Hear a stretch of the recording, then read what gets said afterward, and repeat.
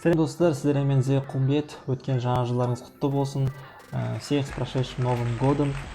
Достар, қазір мен сіздерге өзімнің осы 2020 жылға қойған мақсаттармен бөлісемін. Осы дәптерге өзім ар мақсаттарын жазып, солармен сіздерге қысқаша бөлісе салайын. Олардың арасында YouTube каналыма 10 мың подписчик жинау, Instagram жеке аккаунтыма 30 мың подписчик жинау, Зия Құлмбетке, Казбизнес Instagram аккаунтыма 10 мың подписчик жинау деген секілді қысқаша мақсаттар қойдым 31 декабрьға дейін.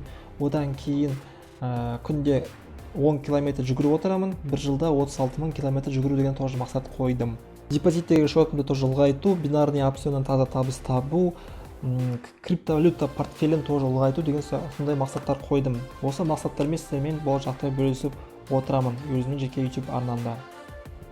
Күнделікті жүгіру мақсатымды мен өзімнің жеке Instagram аккаунтыма салып отырамын. Отчет ретінде домалақ актуальныйдан қарасаңыз болады. День 1, день 2 деп сөйтіп күнде жасап отырамын. Күніне мен мақсат 10 километр жүгіру деп қойдым.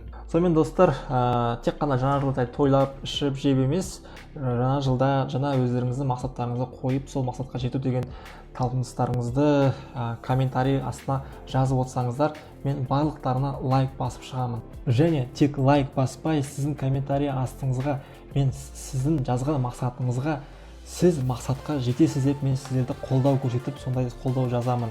Және басқа да адамдар да солай жазсын деп мен тілеймін. Сонымен достар, егер каналға тіркелмесеңіздер, каналға тіркеліп отырайық, лайктарыңызды қойып отырайық, өздеріңіздің арман мақсаттарыңызды комментарий астына жазып отырайық. Колокольчикті ұмытпаймыз, бірінші шыққан видеоны сіз бірінші болып көресіз. Сіздермен болған Зия Құлмбет, бәріне сәттілік.